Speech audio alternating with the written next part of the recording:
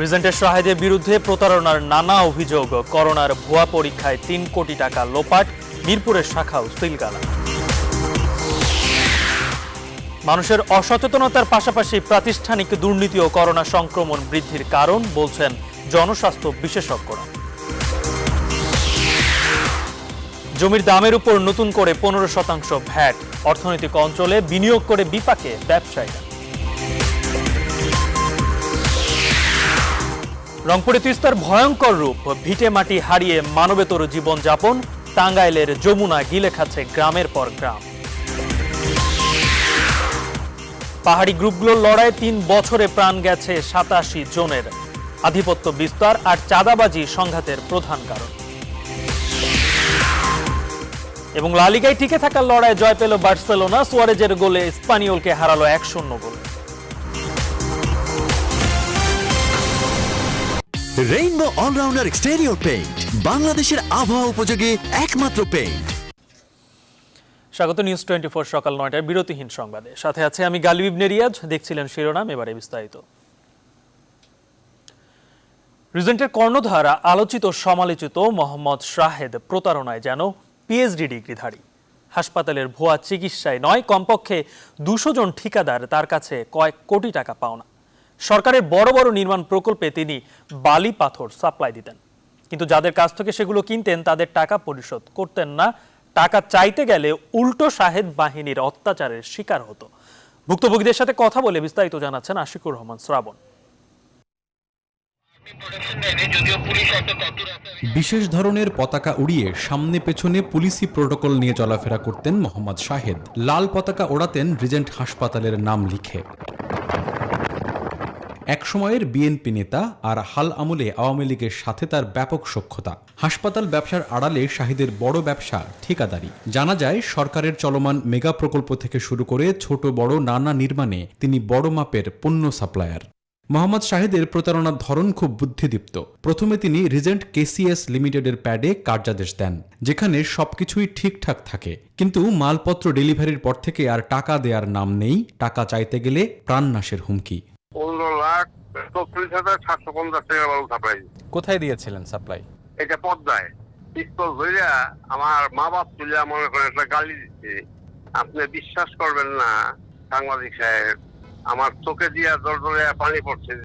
আরেক ভুক্তভোগী শেখ জুলফিকার ভুট্টো, তিনিও চলমান একটি গুরুত্বপূর্ণ প্রকল্পে বালি পাথর সরবরাহের কাজ পেয়েছিলেন রিজেন্টের শাহেদের মাধ্যমে, যেখানে সবই ঠিকঠাক, কিন্তু চেক ব্যাংকে দিলে আর টাকা মেলে না। ওটা 42,57,559 টাকা। ওদেরকে তো জানে মাইরা বানাইলো, আমাদেরকে টাকা দিয়ে মাইরা বানাইছে। আমার মতো আরো বহু লোক চাপানা। প্রতারণার আরও প্রমাণ আছে। পঞ্চগড়ের মনিরুজ্জামান মিঠু পাথর সরবরাহ করে আজও টাকা পায়নি রিজেন্ট কেসিএস এর কাছ থেকে। 17,80,000 টাকা ডিজেল কেসিএস লিমিটেড। আপনি কি ঢাকায় এসেছিলেন টাকার জন্য কোনোদিনও? হ্যাঁ, টাকা কতবার গেছি। টিআইবি বলছে রাজনৈতিক দুর্বৃত্তপনার বড় উদাহরণ শাহেদ, যার পেছনের মাস্টারমাইন্ডদের বের করতে হবে। এদেরকে সুবিধা এবং সুযোগ করে দিয়েছে এক ধরনের অতি প্রভাবশালী রাজনৈতিক এবং প্রশাসনিক পর্যায়ে বিভিন্ন ভাবে ক্ষমতাবান ব্যক্তিবর্গ। যতই আমরা বলি না কেন দুদক মামলা করছে বা সরকারের বিভিন্ন কমিটি হচ্ছে ইত্যাদি ইত্যাদি, তাতে কোনো সুফল আমরা পাবো না যতক্ষণ পর্যন্ত এই বিষয়টি, এই সমস্যাটিকে, এই সিন্ডিকেটের নিয়ন্ত্রণের বিষয়টিকে একটি রাজনৈতিক সিদ্ধান্তের বিষয় হিসেবে বিবেচনা করা না হয়। শাহেদের মাধ্যমে প্রতারিত ভুক্তভোগীদের দাবি শাস্তি নিশ্চিত করার পাশাপাশি তাদের পাওনা ফেরতের ব্যবস্থা করতে হবে। আশিকুর রহমান শ্রাবণ, নিউজ 24, ঢাকা। 6,500 ভুয়া করোনা সার্টিফিকেটের বিনিময়ে অন্তত 3 কোটি টাকা লোপাট করেছে রিজেন্ট হাসপাতাল ও এর মালিক মোহাম্মদ শাহেদ। সেই সার্টিফিকেটের সুযোগ নিয়েছেন অনেকেই। বুধবার সংবাদ সম্মেলনে এই কথা জানান র্যাবের আইন ও গণমাধ্যম শাখার পরিচালক লেফটেন্যান্ট কর্নেল সরোয়ার বিন কাশেম।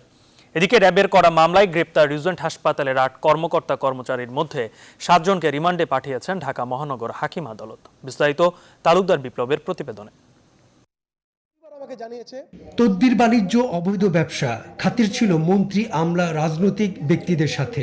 প্রতারণার ফাঁদ পেতে হাতিয়ে নিয়েছেন কোটি কোটি টাকা। সারা দেশে মামলার সংখ্যা কম নয়। মঙ্গলবার সংবাদ সম্মেলনে রিজেন্ট হাসপাতালের চেয়ারম্যান মোহাম্মদ শাহেদের বিরুদ্ধে এমন নানা চাঞ্চল্যকর তথ্য তুলে ধরে র্যাব। ফ্রন্ট লাইনার হিসেবে টেস্ট না করেই করোনার রিপোর্ট দেয়া এবং চুক্তি অনুযায়ী বিনামূল্যে করোনার চিকিৎসা দেওয়ার কথা থাকলেও রোগীদের থেকে নিয়েছে কোটি কোটি টাকা। যেসব রোগী গিয়েছে প্রত্যেক রোগী থেকেই তারা বিছানা বাবদ, অক্সিজেন সিলিন্ডার বাবদ তারা বিপুল পরিমাণ টাকা তাদেরকে বিল করেছে এবং তাদেরকে দিতে বাধ্য করেছে এই অর্থগুলো। দুর্নীতির তথ্য ফাঁস এবং হাসপাতালে র্যাবের অভিযানের পর পলাতক রয়েছেন মোহাম্মদ শাহেদ। তবে তার বিরুদ্ধে অর্থ পাচার আইনে মামলা হবে। যখন আমরা অভিযান শুরু করলাম এরপরে সে কিন্তু গা ঢাকা দিয়েছে। আমরা গতকাল রাতেও বিভিন্ন জায়গায় অভিযান চালিয়েছি, আমরা দেখেছি সে তার মোবাইলগুলো বন্ধ করে রেখেছে। অভিযানের দিনে গ্রেফতার রিজেন্ট হাসপাতালের 8 কর্মকর্তা ও কর্মচারীকে বুধবার বিকেলে তোলা হয় মহানগর হাকিম আদালতে। পুলিশ 7 দিনের রিমান্ড চাইলে 7 জনকে 5 দিনের রিমান্ড পাঠান আদালত। প্রত্যেক আসামিকে 7 দিনের মধ্যে 5 দিন করে রিমান্ড মঞ্জুর করেছেন এবং কামরুল নামে আরেক আসামি ছিল, সে ছিল মাইনর, তাকে কিশোর সংশোধনাগারে প্রেরণের জন্য নির্দেশ দিয়েছেন। যাদেরকে চালান দিয়েছে এরা প্যাথোলজি বিভাগের একজনও না, এরা হলো কেউ ড্রাইভার, কেউ রিসিপশনিস্ট, কেউ বাবুর্চি, এইভাবে এদেরকে ধৃত করেছেন, কেউ মনে করেন কিরানি, এইভাবে ধৃত করেছেন, হিসাব রক্ষক। এখানে প্যাথোলজি বিভাগের একজন আসামিও ধৃত করেন নাই। রিজেন্ট হাসপাতালের অনুমোদন বাতিল করে কার্যক্রম অবিলম্বে বন্ধের নির্দেশ দিয়ে মঙ্গলবার বিজ্ঞপ্তি জারি করে স্বাস্থ্য অধিদপ্তর। তালুকদার বিপ্লব, নিউজ 24, ঢাকা। এদিকে করোনা চিকিৎসার নামে প্রতারণা করে অর্থ হাতিয়ে নেওয়ার অভিযোগে রিজেন্ট হাসপাতালের মিরপুর শাখাও বন্ধ করে দিয়েছে র্যাবের ভ্রাম্যমাণ আদালত। বুধবার বিকালে র্যাবের নির্বাহী ম্যাজিস্ট্রেট সারোয়ার আলম এই শাখা সিলগালা করে দেন। তিনি বলেন, কোনো নিয়ম নীতির তোয়াক্কা করেনি রিজেন্ট হাসপাতাল, রোগীদের কাছ থেকে হাতিয়ে নিয়েছে কোটি কোটি টাকা। মঙ্গলবার রিজেন্ট হাসপাতালের অনুমোদন বাতিল করে বন্ধের নির্দেশ দেয় স্বাস্থ্য অধিদপ্তর। রিজেন্টের উত্তরা ব্রাঞ্চ এবং মিরপুর ব্রাঞ্চে এর আগে বেশ কয়েকবার আমরা মোবাইল কোর্ট পরিচালনা করে তাকে বিভিন্ন দণ্ড আরোপ করা হয়েছিল। এখানে আসলে যার কাছ থেকে যা পেরেছে বিল নিয়েছে, এবং কারো কাছ থেকে বেড ভাড়া নিয়েছে আপনার 10,000 টাকা, কারো 15,000 টাকা, কারো 7,000 টাকা। এবং সরকারের কাছ থেকে কিন্তু এই যে বিল ক্লেম করা করেও কিন্তু এই লোকজনের কাছ থেকে এই বিলগুলো নিয়েছে। আর এই যে করোনার পেশেন্টের যে রিপোর্টের যে কেলেঙ্কারি, এটা এখান থেকে হয়েছে, 2 জায়গায় হয়েছে। তো গতকালকে স্বাস্থ্য অধিদপ্তর থেকে এটা লাইসেন্স বাতিল করা হয়েছে, কিন্তু সেই প্রেক্ষাপটে আজকে আমরা এই প্রতিষ্ঠান থেকে আমরা সিলগালা করে দিচ্ছি। লক্ষ্মীপুর থেকে নির্বাচিত স্বতন্ত্র সংসদ সদস্য শহীদ ইসলাম পাপুলের কুয়েতের নাগরিকত্ব থাকলে আইন অনুযায়ী ব্যবস্থা নেওয়া হবে। প্রয়োজনে ওই আসনটি শূন্য ঘোষণা করা হবে। জাতীয় সংসদের প্রশ্নোত্তর পর্বে প্রধানমন্ত্রী শেখ হাসিনা এসব কথা বলেন। রিজেন্ট সহ সব অনিয়ম ও দুর্নীতির বিরুদ্ধে ব্যবস্থা নেওয়া হবে বলেও জানান সরকার প্রধান। শাহ আলী জয়ের রিপোর্ট। 2020-21 সালের অর্থ বাজেট পাশের পর 1 সপ্তাহের বিরতিতে বুধবার সকালে বসে সংসদ অধিবেশন। সম্পূরক প্রশ্ন করুন। বিরোধী দলীয় সাংসদ হারুনুর রশিদের অনির্ধারিত বক্তব্যের জবাব দেন সংসদ নেতা শেখ হাসিনা। সম্প্রতি বেসরকারি হাসপাতাল রিজেন্টে চালানো র্যাবের অভিযান প্রসঙ্গে প্রধানমন্ত্রী বলেন, অনিয়মের কারণে অভিযুক্ত হাসপাতালটির বিরুদ্ধে ব্যবস্থা নেওয়া হয়েছে। যে হাসপাতালটার কথা বলা হলো সেটা কিন্তু আমরা নিজেরাই তথ্য বের করেছি। প্রত্যেকটা ক্ষেত্রেই কিন্তু সরকার উদ্যোগ নিয়েছে, এই অনিয়মগুলি আমরা খুঁজে বের করেছি এবং অপরাধীদের ইতিমধ্যে গ্রেপ্তারও করা হয়েছে। ওই হাসপাতালের এই তথ্য কিন্তু আমি খুশি হতাম যদি মাননীয় সংসদ সদস্য একটু আগে ভাগে আমাদের জানাতে পারতেন। তারা কি অন্য কেউ জানায়নি, এটা কিন্তু আমরা সরকারের পক্ষ থেকেই কিন্তু এটা খুঁজে বের করেছি, এটা ব্যবস্থা নিয়েছে। র্যাব গেছে সেখান থেকে খুঁজে বের করে তারপরে এদের বিরুদ্ধে যথাযথ ব্যবস্থা নেওয়া হয়েছে। কুয়েতে মানব পাচারের ঘটনায় আটক সংসদ সদস্য পাপুল প্রসঙ্গে তিনি বলেন, গত নির্বাচনে আওয়ামী লীগ থেকে মনোনয়ন চাইলেও তাকে দেয়া হয়নি। তার বিরুদ্ধে আইনানুগ ব্যবস্থা নেওয়ার কথাও জানান প্রধানমন্ত্রী। যে সংসদ সদস্য এখানে, সে কিন্তু স্বতন্ত্র সংসদ সদস্য, সে কিন্তু নির্বাচনে প্রতিদ্বন্দ্বিতা করবার জন্য আমাদের নমিনেশন ছিল, আমি কিন্তু দেইনি। তবে কুয়েতের সে নাগরিক কিনা সেটা কিন্তু কুয়েতের সাথে আমরা কথা বলছি, সে দেখব। আর যদি এটা হয় তাহলে তার ওই সিট হয়তো খালি করে দিতে হবে, কারণ যেটা আইন আছে সে আইনের সকলে, আর তার বিরুদ্ধে আমরা এখানেও তদন্ত করছি। এক সম্পূরক প্রশ্নের জবাবে সংসদ নেতা বলেন, করোনার কারণে সংকুচিত বৈশ্বিক শ্রমবাজার থেকে এখন পর্যন্ত 22,000 প্রবাসী শ্রমিক দেশে ফিরে এসেছেন। বিদেশ ফেরত এসব প্রবাসীদের কর্মসংস্থানের জন্য বিনা জামানতে ঋণ দেওয়ার কথা উল্লেখ করেন প্রধানমন্ত্রী।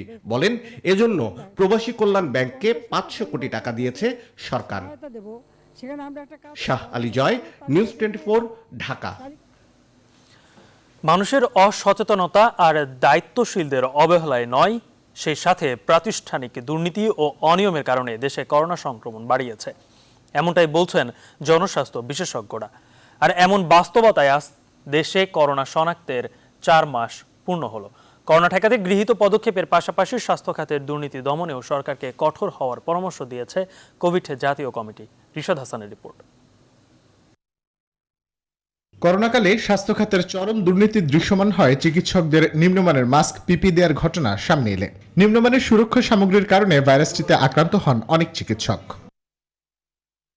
এরপর কোভিড-19 টেস্টের ভুয়া ফলাফল দেয় জেকেজি নামের প্রতিষ্ঠান। ফলে দেশে করোনা সংক্রমণ ঠেকানোর সাধারণ ছুটির সুফল পায়নি দেশ। সম্প্রতি রিজেন্ট হাসপাতালের বিরুদ্ধে ওঠে একই অভিযোগ। 6 বছর লাইসেন্স ছাড়াই চিকিৎসা সেবার নামে ব্যবসা চালিয়ে যাচ্ছিল প্রতিষ্ঠানটি। জনস্বাস্থ্য বিশেষজ্ঞরা মানুষের অসচেতনতা আর দায়িত্বশীলদের অবহেলার পাশাপাশি প্রাতিষ্ঠানিক দুর্নীতিকেও করোনা সংক্রমণ বৃদ্ধির জন্য দায়ী করছেন।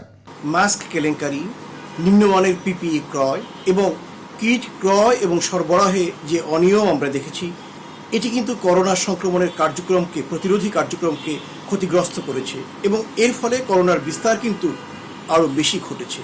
চিকিৎসকদের সংগঠন বিডিএফ বলছে, দুর্নীতি না কমালে সরকারের নেয়া করোনা প্রতিরোধ কার্যক্রমও ব্যাহত হবে। করোনা নির্মূলের যে মিশন নেওয়া আছে সেই মিশনটা বাধাগ্রস্ত হবে এবং আলটিমেটলি আমরা যে লক্ষ্য নির্ধারণ করেছি সেই লক্ষ্যে সঠিক সময়ে হয়তো পৌঁছাতে পারবো না। কোভিড জাতীয় কমিটি বলছে, করোনা ভাইরাসের সংক্রমণ কমিয়ে আনতে সরকারের গৃহীত সকল পদক্ষেপের পাশাপাশি কঠোরভাবে দমন করতে হবে দুর্নীতিও। দায়িত্বশীলতা, সচেতনতা বৃদ্ধি ও দুর্নীতি কমাতে পারলে আগামী দিনে এই করোনার সংক্রমণ অনেক নিয়ন্ত্রণে চলে আসবে। 8 মার্চ থেকে এ পর্যন্ত দেশে মোট করোনা আক্রান্ত রোগীর সংখ্যা 1,72,134 জন। রিশাদ হাসান, নিউজ 24, ঢাকা। করোনা সংক্রমণ ঠেকাতে রাজধানীর ওয়ারীতে 21 দিনের লকডাউনের 6ষ্ঠ দিন আজ। এই বিষয়ে বিস্তারিত জানাতে ওয়ারী থেকে যুক্ত হচ্ছেন সহকর্মী সৈয়দ রায়হান। রায়হান, আজকে ওয়ারীর লকডাউনের চিত্র আপনি কেমন দেখছেন?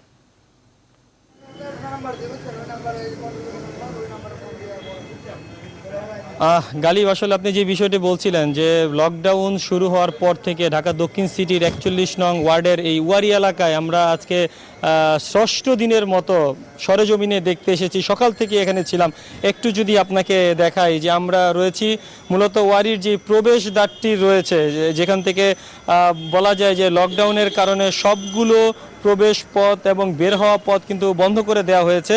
মূলত 2টি পথ খোলা রয়েছে। তার মূল যেই গেটটি, যেদিক থেকে আসলে মানুষ বাহির থেকে ভেতরে প্রবেশ করছে, আপনি দেখতে পাচ্ছেন যে ইতোমধ্যেই যারা আসছেন তাদেরকে কিন্তু সামাজিক দূরত্ব নিশ্চিতের জন্য তাদেরকে একটু দূরে দূরে দাঁড় করানো হচ্ছে এবং একই সাথে যারা আসলে ভেতরে প্রবেশ করবেন তাদের যেই পরিচয় নিশ্চিত হবার পর থেকেই কিন্তু ভেতরে প্রবেশ করানো হচ্ছে।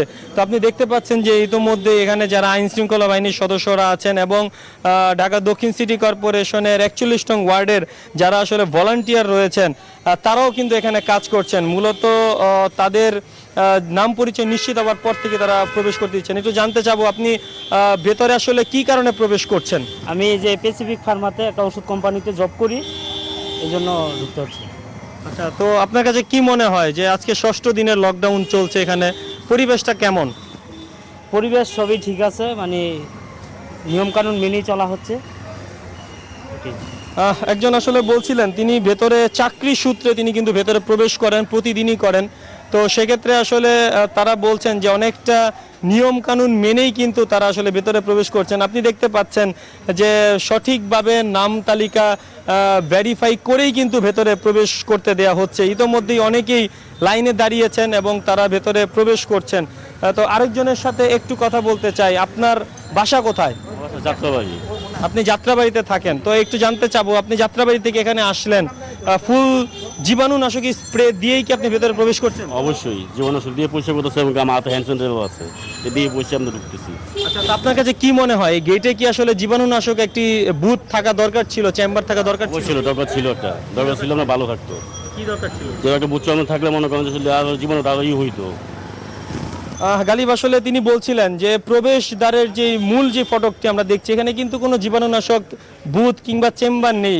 তারা বলছেন যে মূলত যদি ফুল স্যানিটাইজ করে ভেতরে প্রবেশ করানো যেত হয়তো বা আরেকটু সঠিকভাবে নিয়মটা পালন করা হতো। একটু জানতে চাবো একজন ভলান্টিয়ারের কাছে যে যারা ভেতরে প্রবেশ করছেন তাদেরকে আসলে সঠিকভাবে সারা শরীর এবং বিশেষ করে জুতো আপনারা স্যানিটাইজ করছেন না, অনেকে অভিযোগ করছে, এটা কেন? স্যানিটাইজ করার ফুল দায়িত্ব তো আমাদের না, আমাদের যতটুকু পারি আমরা গাড়িগুলোকে করার জন্য আমাদের অলরেডি জীবাণুনাশক স্প্রে করা হয়।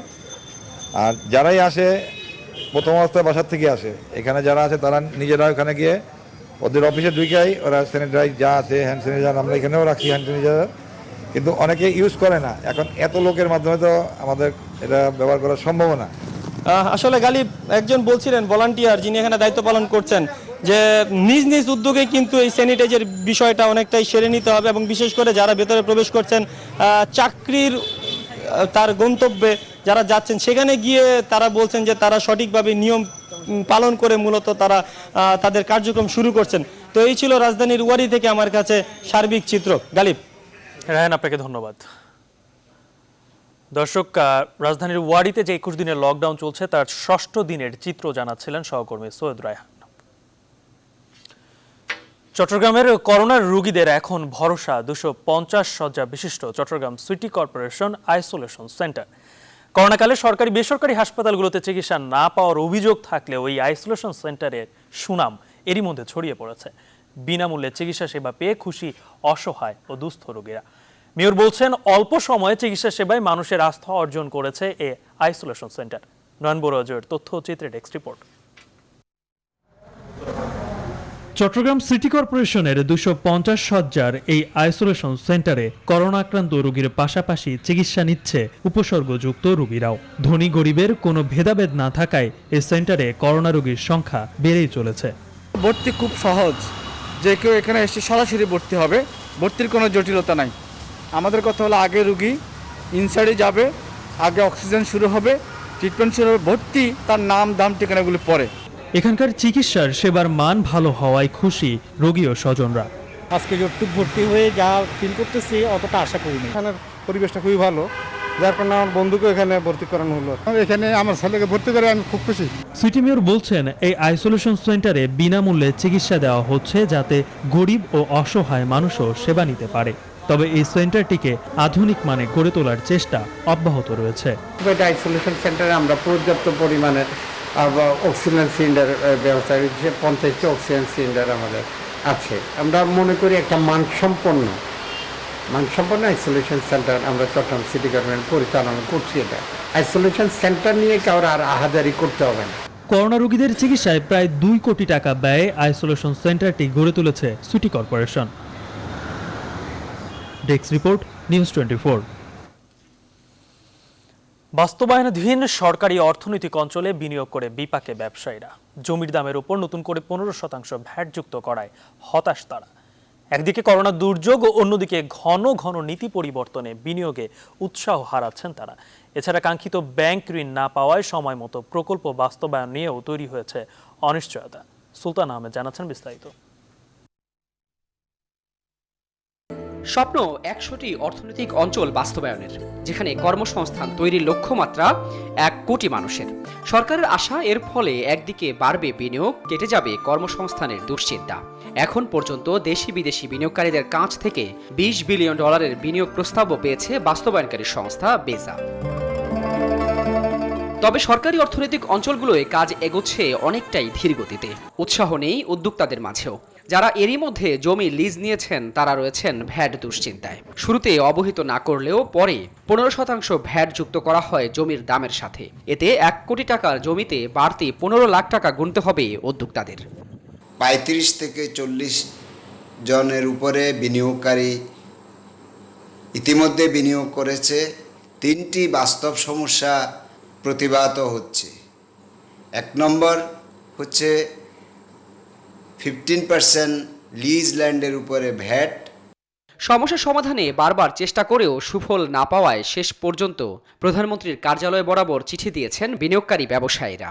সমস্যা সমাধানে প্রধানমন্ত্রীর হস্তক্ষেপ চেয়েছেন তারা। এমন নীতির ফলে লাখ লাখ কর্মসংস্থান তৈরির পথ দীর্ঘায়িত হচ্ছে বলেও উল্লেখ করা হয় এতে। এমপ্লয়মেন্ট তৈরি করার জন্য বিনিয়োগের প্রয়োজন। দেশি এবং বিদেশি বিনিয়োগ দুটোই consistency of policy is very important এবং সেই ক্ষেত্রে আমরা সেটিকে বিবেচনার জন্য সরকারের সংশ্লিষ্ট মহলকে বিশেষভাবে অনুরোধ করব। বাংলাদেশ অর্থনৈতিক অঞ্চল কর্তৃপক্ষ বেজার নির্বাহী চেয়ারম্যানও ভ্যাট প্রত্যাহারের পক্ষে।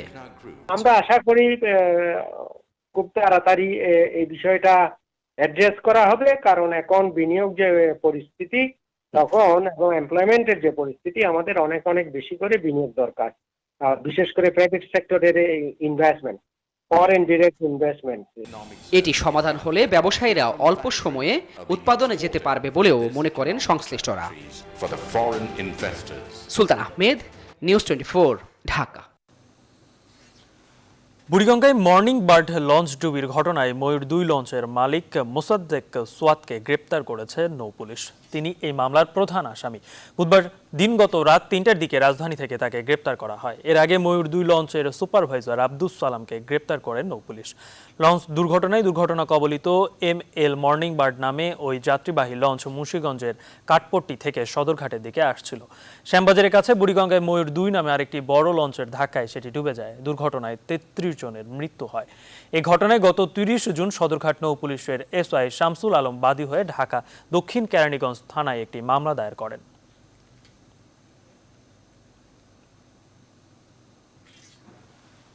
বান্দরবনে আধিপত্য বিস্তার ও চাঁদাবাজি নিয়ন্ত্রণে পাহাড়ি সংগঠনগুলো সংঘাতে জড়াচ্ছে। এ কারণেই পাহাড়ে ঘটছে একের পর এক হত্যাকাণ্ড। গেল মঙ্গলবার JSS সন্তুল আরমার অনুসারীদের ব্রাশ ফায়ারে নিহত হয় জনসংহতি সমিতি সংস্কারপন্থী গ্রুপের জেলা সভাপতি সহ 6 জন। এ ঘটনার পর আবারও রক্তক্ষয়ী সংঘাতের আশঙ্কায় আতঙ্কে স্থানীয়রা। এদিকে 6 জন নিহতের ঘটনায় বুধবার রাতে 10 জনকে আসামি করে বান্দরবান সদর থানায় মামলা দায়ের করা হয়েছে। কবির হোসেন সিদ্দিকের রিপোর্টে বিস্তারিত। অভিযোগ রয়েছে পাহাড়ে ক্ষুদ্র নৃগোষ্ঠীদের 4টি সশস্ত্র সংগঠন JSS Santu, JSS MN Larma, UPDF প্রসিদ্ধ সঞ্চয় এবং UPDF গণতান্ত্রিক পাহাড়ে ব্যাপক হারে চাঁদাবাজি করে আসছে। আগে 2টি দলকে চাঁদা দিতে হলেও এখন দিতে হচ্ছে 4টি দলকে। 2-4 বছর ধরে রবার বাগান থেকে প্রতিনিয়ত চাঁদা দাবি করত, চিঠি দিয়ে চাঁদা দাবি করত, মোবাইল যুগে চাঁদা দাবি করত। আমরা তাদেরকে অনেককে চিহ্নিত করেছিলাম। চিহ্নিত করে সরকার প্রশাসনের হাতে আমরা জানিয়েছি। স্থানীয়রা বলছেন এই চাঁদাবাজি নিয়ন্ত্রণে 4টি গ্রুপই মরিয়া। নতুন নতুন এলাকায় আধিপত্য বিস্তারের চেষ্টায় তারা জড়িয়ে পড়েছে সংঘাতে। পাহাড়ি সশস্ত্র সন্ত্রাসীরা আছে, এই পাতারঙ্গের পোশাক পরিহিত যারা সন্ত্রাসী, এরা প্রতিনিয়তভাবে চাঁদা দাবি করতেছেন। এরকম যদি সন্ত্রাসী আমাদের পাড়ায় যদি কেউ যেন মারে ফেলে, আমরা কোথায় গিয়ে বিচার করব, কোথায় মরবো, আমরা কোথায় থাকবো। তবে পুলিশ বলছে এমন সন্ত্রাসী হামলায় জড়িতদের ধরতে অভিযান অব্যাহত রয়েছে। মামলা নিয়েছি এবং মামলার এগেইনস্টে মামলা চলমানও আছে এবং আমরা সার্বিক পরিস্থিতিটা নজরদারিও করছি। এছাড়াও আমাদের যে অভিযান চলছে।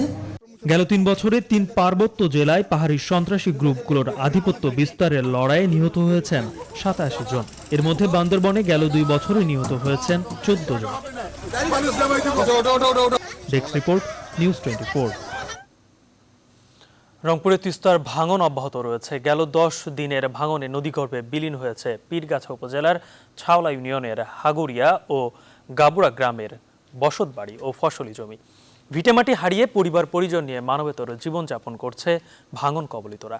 এদিকে টাঙ্গাইলের যমুনা নদীর পানি কমলেও কালীহাতি উপজেলা বেলটিয়া বাড়ি এলাকায় তীব্র ভাঙন দেখা দিয়েছে। এতে দিশেহারা হয়ে পড়েছে নদী তীরবর্তী মানুষ। রেজাউল করিম মানিক ও আতিকুর রহমানের তথ্যচিত্রে ডেস্ক রিপোর্ট। রংপুরে তিস্তা নদীর ভাঙ্গনে মানচিত্র থেকে হারিয়ে যাচ্ছে পীরগাছা উপজেলার ছাওলা ইউনিয়নের হাগুরিয়া ও গাবুড়া গ্রাম। আবার গঙ্গাচড়া ও কাউনিয়া উপজেলার বিভিন্ন ইউনিয়নে দেখা দিয়েছে তীব্র ভাঙ্গন। গেল কয়েকদিনের ভাঙ্গনে নদীগর্ভে বিলীন হয়েছে এখানকার বসতবাড়ি ও ফসলি জমি। স্থানীয়দের অভিযোগ, নদী ভাঙ্গন রোধে পানি উন্নয়ন বোর্ডে কার্যকর কোনো পদক্ষেপ না নেওয়ায় প্রতি বছরই বর্ষা মৌসুমে ভাঙ্গনের কবলে পড়ছেন তারা। ঠিকানা বলতে আমার কিছু নাই, এক আমার আল্লাহ আছে। কোনো সরকার বা নিম্ন চেয়ারম্যানের কোনো উদ্যোগ নাই। 3 দিনে 4 দিনে খাই, কোনো খাবার। স্থানীয় জনপ্রতিনিধিরা বলছেন, ক্ষতিগ্রস্তদের তালিকা করে ত্রাণ মন্ত্রণালয়ে পাঠানো হয়েছে। ত্রাণ সহায়তা আসলে তাদেরকেই দেয়া হবে। ত্রাণ মন্ত্রণালয়ে 132টা পাঠাইছি, তার কোনো সাহায্য আসে নাই এ পর্যন্ত। এবং ইগুলান যে 143টা সেটা আমি উপজেলায় পাঠাইছি, এ পর্যন্ত তাদের সবগুলোর 40টা ছাড়া আর কোনো সাহায্য আসে না। নদী ভাঙ্গন রোধে এরই মধ্যে ভাঙ্গন কবলিত এলাকায় সব ধরনের উদ্যোগ নেওয়া হয়েছে বলে জানালেন সংশ্লিষ্টরা। যে সকল জায়গায় অতি গুরুত্বপূর্ণ অগ্রাধিকার ভিত্তিতে আমরা জরুরি অস্থায়ী প্রতিরক্ষামূলক কাজ করছি। আসলে এই সময়টাতে খুব বেশি কাজ করার সুযোগও নেই, শুষ্ক মৌসুমে করতে হবে। আমরা শুষ্ক মৌসুম অপেক্ষায় ডিপিপি প্রণয়নের মাধ্যমে ওই স্থানগুলোকে আমরা নিশ্চয়ই অ্যাড্রেস করব। এদিকে টাঙ্গাইলের যমুনা নদীর পানি কমার সাথে সাথে বিভিন্ন এলাকায় তীব্র ভাঙ্গন দেখা দিয়েছে। ভাঙ্গনে এরই মধ্যে নদীগর্ভে বিলীন হয়েছে কালিহাতী উপজেলার বেলটিয়াবাড়ি এলাকার ফসলি জমি ও বসতবাড়ি। ভিটেমাটি হারিয়ে মানবেতর জীবনযাপন করছে নদী তীরবর্তী মানুষ। Desk report, news 24। পাকা সড়কের চরম বেহাল দশায় দুর্ভোগ পোহাচ্ছেন নেত্রকোনার একটি ইউনিয়নের প্রায় 1.5 লক্ষ মানুষ। হাজারো খানাকন্দে সেই পথে চলাই এখন দায়। বড় গাড়ি ছাড়া প্রায় সব বাহনকেই ঠেলে নিতে হয় ওই সড়কে। বৃষ্টিতে আশীর্বাদের বদলে অভিশাপ হয়ে দেখা দেয় সড়কটি। বর্ষার পরে এটি মেরামতের আশ্বাস দিয়েছে এলজিইডি। সোহান আহমেদ কাকনের তথ্য ও ছবিতে ডেস্ক রিপোর্ট। একটি সিএনজি চালিত অটোরিকশাকে কয়েকজন মিলে সামলাতে হচ্ছে। এই চিত্র নেত্রকোনা সদরের মৌগাতি ইউনিয়নের একটি সড়কের। এই সড়ক পৌর শহরের সঙ্গে সংযুক্ত করেছে ইউনিয়নকে। শহরের চানখার মোল থেকে হাটখোলা পর্যন্ত সড়কটির অবস্থা শোচনীয়। এই পথ ব্যবহার করেন বেশ কয়েকটি গ্রামের অন্তত 50,000 মানুষ। পাকা রাস্তা হলেও সংস্কারের অভাবে এটি কার্যত কাঁচা রাস্তায় পরিণত হয়েছে। ফলে দুর্ঘটনা এখানে নিত্য ঘটনা। প্রতিদিন অ্যাক্সিডেন্ট হয়। আর মনে করেন যে গাড়ি অটো গাড়ি তো মানে উল্টিতেছে, করতেছে, দুঃখ হইতেছে, হসপিটাল হইতেছে মানুষ। গতকালকে 2জন মহিলা নিয়ে একটা হুন্ডার এনে কাদার মধ্যে পড়েছে, টাইন নিয়ে তুলছে। বোধহয় একজন মহিলা বোধহয় বেশি দুঃখ হয়েছে, মনে হাসপাতালে নিছে। আরেকজন কম দুঃখ হয়েছে, অটো একটা দুইটা ডেলি উল্টে। বিশেষ করে এই জায়গাটার মধ্যে প্রত্যেক দিন 2 থেকে 5টার মধ্যে অ্যাক্সিডেন্ট হয়। এখানে একটা গর্ত আছে বিশাল ধরনের। এই গর্তের মধ্যে ওই দিন একটা অটো যায় পয়রা যায় 5 জন আহত হয়েছে। সড়ক সংস্কারে গেল অর্থ বছরে প্রায় 2.5 কোটি টাকার কাজ দেয়া হয় একটি ঠিকাদারি প্রতিষ্ঠানকে। স্থানীয়দের অভিযোগ, এলজিইডির উদাসীনতায় এখনও শুরু হয়নি সংস্কার কাজ। অন্তত 8 থেকে 10 বার আমাদের যে এলজিইডির যে নির্বাহী প্রকৌশলী আছেন ওনার সাথে ফোনে যোগাযোগ করার চেষ্টা করছি, কিন্তু উনি ফোন ধরেন। আমি এই মাত্র 2 মিনিট আগে ওনাকে ফোন দিচ্ছি এই বিষয়, রাস্তার বিষয় নিয়ে কথা বলার জন্য। উনি আমার ফোন ধরেন। এলজিইডির নির্বাহী প্রকৌশলী মনিরুজ্জামান বলছেন, চলতি বর্ষা মৌসুম শেষ হলে কাজ শুরু হবে সড়কের। বাজার কমিটির লোকজন ওখানে ধান চালে ব্যবসা করে বলছে কাজটা পরে করতে হবে, তাদের সিজন এখন, এই জন্য একটু দুর্ভোগ। নাহলে আমরা গত জুনে কাজ করতে পারি না। এখন আবহাওয়াটা ভালো করে দেবো। ওই যে আমরা দরবার সালিশ হয়েছে বলে আমাদের ব্যবসার সমস্যা, এখন আবহাওয়াটা ভালো করে দেবো, ওই রাস্তা ঠিক আছে। একটি ইউনিয়নের সংযোগ সড়ক হলেও এই রাস্তা নেত্রকোনার পূর্বধলা, কলমাকান্দা ও দুর্গাপুর উপজেলার মানুষের শহরে যাতায়াতে বাইপাস হিসেবে ব্যবহার হয়। Desk report, news 24। কোরবানির ঈদকে সামনে রেখে অস্থির হয়ে উঠেছে চট্টগ্রামের মশলার বাজার। এই বিষয়ে বিস্তারিত জানাতে চট্টগ্রাম থেকে যুক্ত হচ্ছেন সহকর্মী ফাতেমা জান্নাত মুমু। মুমু, কোরবানি ঈদের আগে মশলার যে চাহিদা বাড়ে, তার জন্য আসলে মশলার দাম যে বাড়ছে, তো কতটা অস্থিতিশীল হয়ে পড়ছে চট্টগ্রামের বাজার?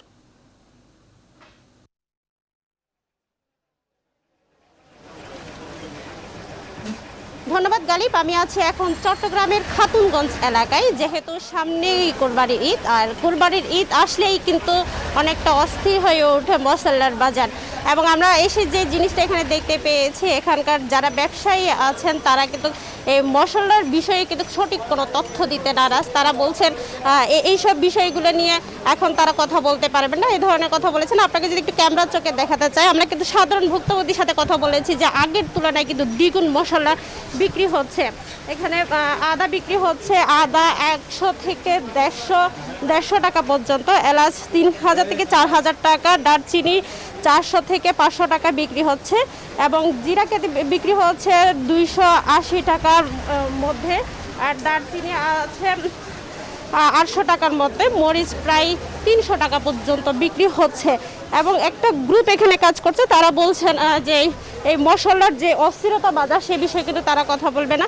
এবং কিন্তু স্থানীয়রা বলতেছে বারবার যে বাজার নিয়ন্ত্রণ করাটা খুবই জরুরি হয়ে পড়ে উঠেছে এবং যেহেতু সামনেই কোরবানি, তার কোরবানি ঈদ আসলেই একটা গ্রুপ সিন্ডিকেট করে কিন্তু তাদের এইসব বাজার কিন্তু নিয়ন্ত্রণের বাইরে চলে যায়, সেই ধরনের তারা দাবি জানিয়েছে।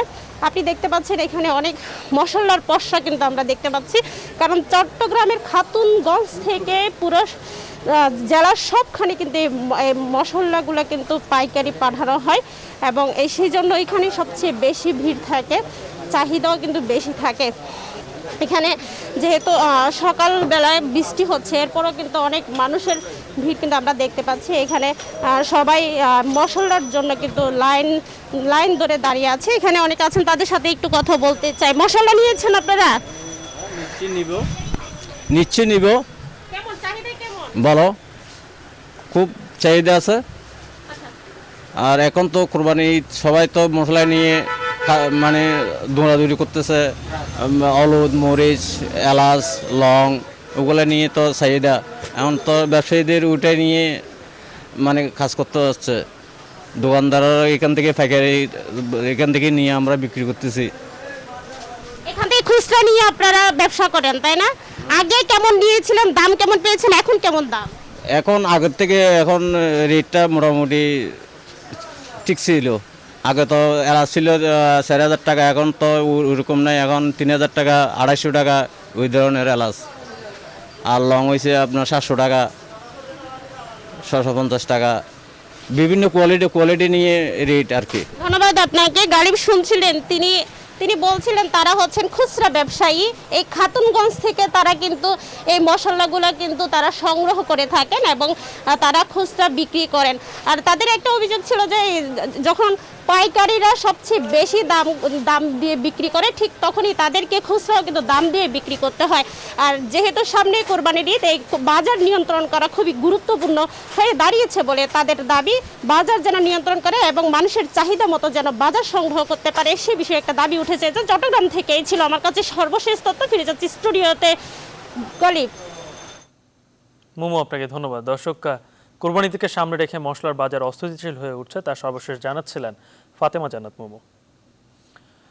পঞ্চগড়ের বিভিন্ন এলাকায় উৎপাদিত হচ্ছে বিদেশি ফল ড্রাগন।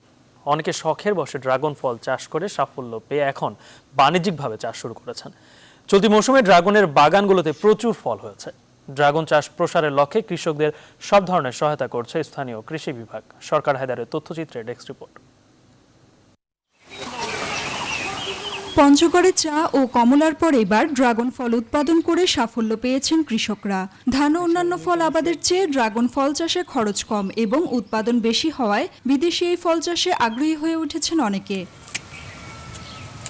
বোদা উপজেলার নয়াদিঘি এলাকার শৌখিন কৃষক মোহাম্মদ রাশেদ প্রধান 54 শতক জমির উপর 2018 সালে পরীক্ষামূলকভাবে ড্রাগন চাষ শুরু করেন তিনি। এ ফলের চাহিদা থাকায় শুরুতেই সাফল্য পান তিনি। রাশেদ প্রধান জানান, ড্রাগন গাছ একবার লাগালে শুধু পরিচর্যা করলে 30 থেকে 40 বছর এক নাগারে ফল দেয়। এ ফলে নানা পুষ্টিগুণ রয়েছে, বাজারে দর ভালো থাকায় লাভও হয়। এইবার বাগানে প্রচুর ফল আসছে 3 বছর পর, যা মনে করছি যে প্রত্যাশার থেকেও বেশি, এবং এই ফলটি আমাদের মানে ভিটামিন সি সমৃদ্ধ ফল। বর্তমানে বিভিন্ন এলাকায় বাণিজ্যিকভাবে ড্রাগন চাষ করছেন অনেকে। এটা দেখলাম যে এটা খুব ভালো, এর ওষুধি গুণও আছে, তখন আমি শখ করে লাগানোর পর দেখতেছি এটা ভালোই প্রফিটেবল। কৃষি কর্মকর্তারা বলছেন, আয় বৃদ্ধি ও পুষ্টির চাহিদা পূরণের জন্য এই জেলার কৃষকদের ড্রাগন চাষে উদ্বুদ্ধ করা হচ্ছে। এই ড্রাগন ফল পুষ্টি সমৃদ্ধ হয়, সচেতন মানুষের নিকটে এটি একটি আকর্ষণীয় ফল। আশা করা যাচ্ছে আগামীতে এই ড্রাগন ফলের চাষ বৃদ্ধি পাবে। আমরা কৃষি সম্প্রসারণ অধিদপ্তর পক্ষ থেকে চাষিদেরকে এই ফল চাষে তাদেরকে আমরা কারিগরি সহায়তা প্রদান করছি। কৃষি সম্প্রসারণ কার্যক্রমের আওতায় কৃষকদের সব ধরনের সহায়তা করা হলে ড্রাগন ফলের উৎপাদন বাড়বে বলে মনে করেন সংশ্লিষ্টরা। Desk report, news 24। এবারে আন্তর্জাতিক।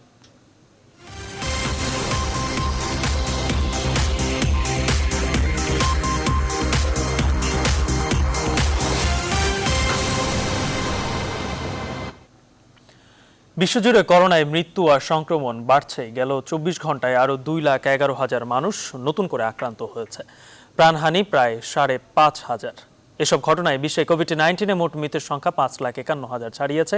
আক্রান্ত হয়েছে 1,21,00,000-এর বেশি মানুষ। যুক্তরাষ্ট্রে গেল একদিনের রেকর্ড সংখ্যক 60,000 মানুষ সংক্রমিত হয়েছে। মারা গেছে 876 জন। আর উত্তর আমেরিকার দেশ মেক্সিকোতে 24 ঘন্টায় প্রাণহানি 900। তবে বিশ্বে গেল 24 ঘন্টায় সবচেয়ে বেশি মৃত্যু হয়েছে ব্রাজিলে 1187 জনের। এদিকে ভারতের রেকর্ড সংখ্যক 25,500 মানুষ একদিনে সংক্রমিত হয়েছে। মারা গেছে 491 জন। এ নিয়ে ভারতে মোট আক্রান্তের সংখ্যা 7,69,000 ছাড়িয়েছে। প্রাণহানি 21,000-এর বেশি। অন্যদিকে সার্বিয়ায় লকডাউনের বিরোধিতা করে পার্লামেন্ট ভবনের সামনে বিক্ষোভ ও ভাঙচুর করেছে সাধারণ মানুষ। তবে স্বস্তির খবর হলো বিশ্বব্যাপী এ পর্যন্ত করোনায় সুস্থ হয়েছেন 70 লাখের বেশি মানুষ।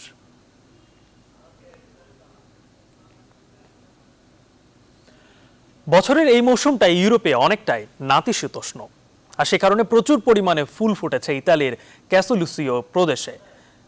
পপি, ডেইজি থেকে শুরু করে নানা রকম অচেনা গুল্ম ফুলে ছেয়ে গেছে গোটা প্রান্তর, যা দেখতে মিলান থেকে ছুটে গেছেন প্রচুর দর্শনার্থী।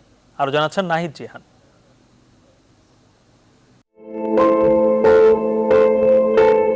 চারদিকের পাহাড়ের মাঝখানের এই উপত্যকায় যেন ফুলের মেলা বসেছে। ইতালির ক্যাসেলুসিও নামে এই পর্বত বেষ্টিত অঞ্চলটিতে বিস্তর এলাকা জুড়ে ফুটেছে নানা জাতের ফুল। বছরের এই উষ্ণ মৌসুমে শস্য ক্ষেতের পাশাপাশি বিশাল এলাকা জুড়ে ফুটেছে পপি, ডেইজি ও আরো নানা জাতের রঙিন ফুল। লকডাউন খুলে দেওয়ার পর প্রচুর দর্শনার্থীও এসেছেন ফুলের এই প্রাকৃতিক প্রদর্শনী দেখতে। È difficile da descrivere, bisogna esserci dentro. Diciamo che এই সৌন্দর্য ব্যাখ্যা করা খুবই কঠিন। এত সুন্দর রং ক্যামেরায় সবসময় তুলে আনা যায় না, তাই সচক্ষে এমন সৌন্দর্য দেখাটা খুব জরুরি। Dipende dalla stagione, dalla giornata, da tante cose. Io la prima volta che vengo, per me è una cosa আমি এখানে প্রথম এসেছি। এত চমৎকার রঙের ফুল আর এর সৌন্দর্য আগে দেখিনি। tantissimo questi colori. বিস্তীর্ণ এলাকা জুড়ে এত রঙিন ফুলের সমারোহ যেন জীবন্ত কোনো ক্যানভাস। এই সৌন্দর্য দেখতে আর দীর্ঘ লকডাউনের পর প্রকৃতির কাছাকাছি থেকে সতেজ হতে ছুটে এসেছেন অনেক পর্যটক। নাহিদ জিহান, নিউজ 24। এবারে খেলার খবর।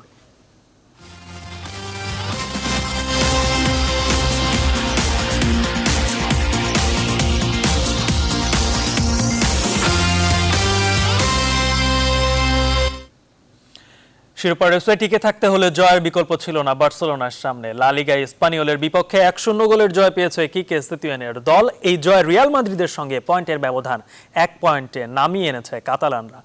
অবনমনের শঙ্কায় দেওয়ালে পিঠ থেকে যাওয়া স্পানিওল শুরুটা করেছিল ভালোই। প্রতি আক্রমণে 10 মিনিট মেয়েই প্রতিপক্ষের রক্ষণে ভীতি ছড়ায় তারা। ম্যাচের 23 মিনিটে মেসির ফ্রি কিকে এগিয়ে যেতে পারত বার্সা, তবে গোলের দেখা না পাওয়ায় প্রথমার্ধ গোলশূন্যভাবেই শেষ হয়। বিরতি থেকে ফিরে নাটকীয় মোড় নেওয়া লড়াইয়ে 56 মিনিটে কাঙ্ক্ষিত গোলের দেখা পেয়ে যায় স্বাগতিকরা। গ্রিজম্যানের ব্যাকহিলে বল পেয়ে মেসির নেওয়া শট গোলরক্ষক ফিরিয়ে দিলেও আলগা বল ফাঁকায় পেয়ে জালে পাঠাতে ভুল হয়নি সুয়ারেজের।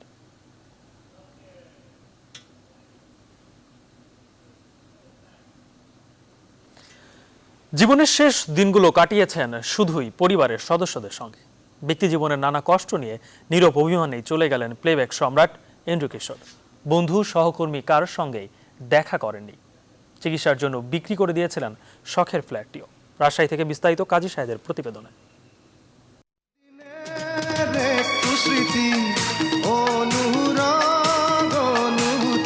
কিছুদিনের একটু স্মৃতি, অনুরাগ, অনুভূতি আর এক বুক অভিমান নিয়ে দয়ালের ডাকে পাড়ি জমিয়েছেন কিংবদন্তি শিল্পী অ্যান্ড্রু কিশোর। বহু চেষ্টা করেও কোনো বাঁধনে আটকানো গেল না প্লেব্যাক সম্রাটকে। জীবনের শেষ দিনগুলোতে বেছে নিয়েছিলেন নিঃসঙ্গতা। কি এক অভিমানে কথা বলেননি কাছের বন্ধুদের সঙ্গেও, বারণ করেছিলেন যোগাযোগ করতেও। বললেন যে আমার সাথে কেউ তোমরা কথা বলো না, মোবাইলেও বলো না, আর আমার সাথে কেউ দেখাও করো না। এটা যে কি রহস্য। বন্ধুরা কষ্ট পাবে অথবা আত্মীয় স্বজন কষ্ট পাবে, আমি তো চলেই যাচ্ছি, তো ফলে সেই কষ্টটা তিনি দেখতে চান। বেঁচে থাকার লড়াইয়ে সব সঞ্চয় যখন শেষ, তখন তাকে বিক্রি করতে হয় রাজশাহী পদ্মা আবাসিকে থাকা ফ্ল্যাটটিও। কিন্তু শেষ ইচ্ছে ছিল যেন মৃত্যু হয় রাজশাহীতে। তাই সিঙ্গাপুর থেকে ফিরে ঢাকা হয়ে উঠেছিলেন বোনের বাড়িতে। সে যদি আবার গান গাইতে পারে তাহলে হয়তো আবার সে অন্তত একটা বাড়িও বানাতে পারবে। তো ফলে আমরা বললাম যে ঠিক আছে, এটি বিক্রি করার ব্যবস্থা করি। গানের চূড়ায় উঠলেও কখনো ভুলে যাননি বাল্যকালের গানের ওস্তাদ আব্দুল আজিজ বাচ্চুকে। ব্যক্তি উদ্যোগে গড়ে তুলেছিলেন ওস্তাদের নামে গানের সংগঠন, যার সভাপতিও ছিলেন অ্যান্ড্রু কিশোর। তার অসমাপ্ত কাজ এগিয়ে নেওয়ার কথা বলছেন সহযোদ্ধারা। তার স্মৃতিটাকে, তার সঙ্গীতময় বর্ণাঢ্য জীবনটাকে তিনি বাঁচিয়ে রাখার জন্য মূলত আর কি তিনি প্রতিষ্ঠানটা গড়ে তুলেছিলেন। দাদাকে অনুসরণ করেই দাদার যে কাজগুলো ছিল ওই কাজগুলো করার জন্য আমাদের সবাইকে এগিয়ে যেতে হবে। গত 6 জুলাই না ফেরার দেশে চলে যাওয়া এই গানের পাখি সন্তানদের জন্য এখন অপেক্ষায় রাজশাহী মেডিকেল কলেজ হাসপাতালের হিমঘরে। কাজী শাহেদ, নিউজ 24, রাজশাহী।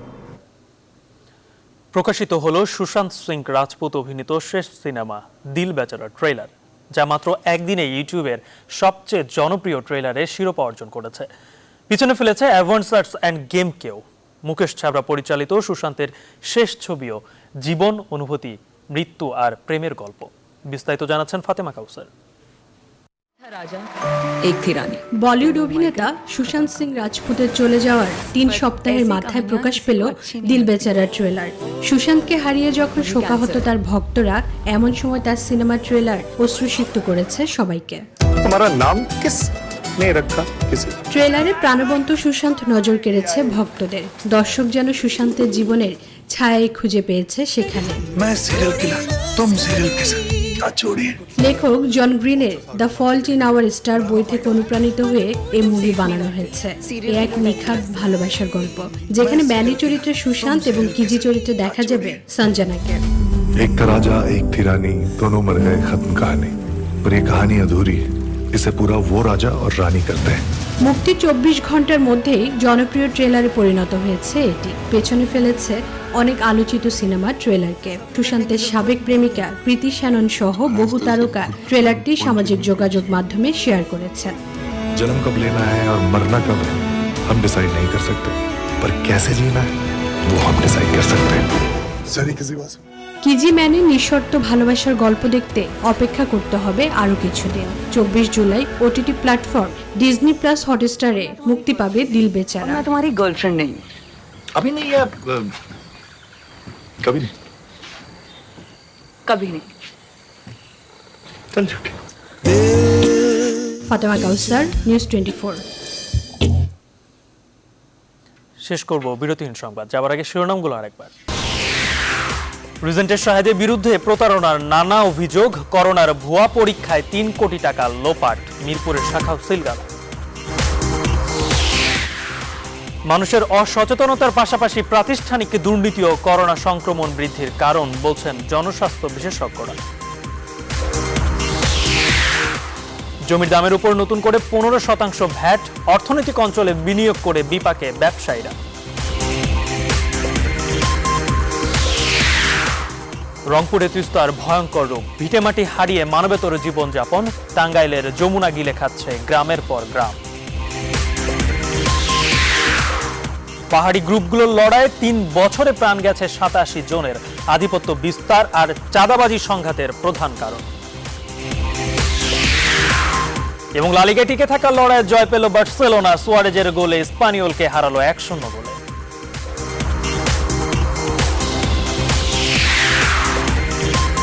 এই ছিল সকাল 9টায় বিরতিহীন সংবাদের আয়োজন। দেখছেন নিউজ 24, সঙ্গে যারা ছিলেন ধন্যবাদ সবাই।